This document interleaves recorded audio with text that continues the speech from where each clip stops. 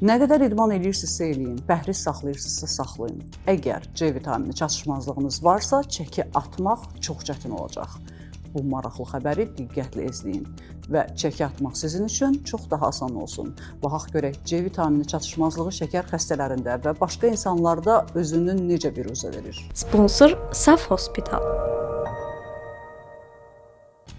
Vitamin C çatışmazlığı xroniki xəstəliklərin, o cümlədən şəkərli diabetin kəskinləşməsinə səbəb və çəki itirməyə mane olur. Bunu Rusiya Səhiyyə Nazirliyinin Endokrinologiya Mərkəzinin dietoloqu Viktoriya Demidova qeyd edib. Əslində vitamin C tibbin köhnə dostudur. Alimlər onu 100 il əvvəl kəşf etsələr də, bu vitaminin sağlamlıq üçün yeni və vacib xüsusiyyətlərini hələ yeni tapırlar. Vitamin C sadəcə soyuq dəymədən qorumur. Bu vitamin yağların parçalanmasına kömək edir.